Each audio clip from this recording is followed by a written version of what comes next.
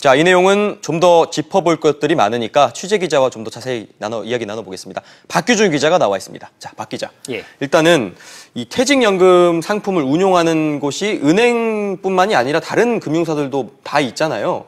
그런데 이제 이 다른 운용사들은 어떤 것들 운용하고 있는 건가요? 네, 은행뿐만 아니라요, 보험사, 또 증권사, 이렇게 퇴직연금을 운용하는 사업자들이 43곳 정도 있습니다. 예. 제가 앞서 리포트에서 보여드린 것은 대형 시중은행 6곳만 추려서 최근 2분기 기준으로 수익률이 나온 것을 이제 제가 보여드린 건데 1.25%가 나왔습니다. 하지만 전체 43곳을 기준으로 보면 수익률이 조금 올라가긴 하는데 거기인 상황입니다. 그러면은 박 기자 얼마나 올라가는 거예요?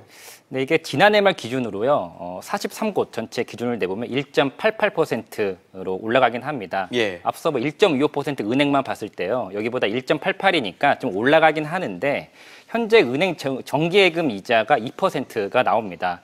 그러니까 여전히 은행 정기예금 이자 2%보다는 낮은 거는 같은 상황이라는 겁니다. 예. 이처럼 퇴직연금 수익률이 낮은 것은 근본적으로 퇴직연금을 운용하는 금융사들이 원리금 보장 상품 위주로 자산을 운용하고 있기 때문입니다.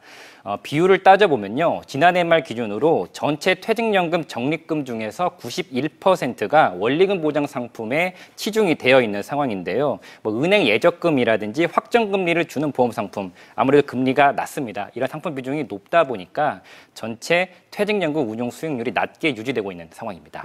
박 기자 얘기를 좀 들어봤을 때 사실 이해는 돼요. 사실 이해는 되는데 그동안에 이제 은행에서 운용하는 수익률, 그러니까 퇴직연금의 수익률이 유독 낮았어요. 예. 이게 왜 이런 겁니까? 사실 보면은 퇴직연금 운용 사업자가 증권사도 있고 보험사도 있고 다 그런데 은행이 유독 낮습니다.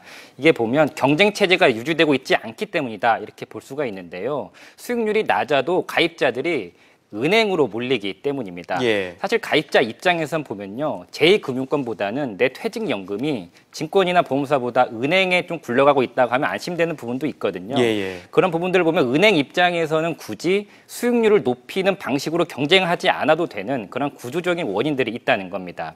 하지만 은행들한테 왜 이렇게 수익률이 낮냐라고 따져보면 은행들도 할 말이 없는 것은 아닙니다. 예. 은행들은 상품 리스트만 고객한테 제시하고 있다는 상황이라고 항변을 하고 있는데요.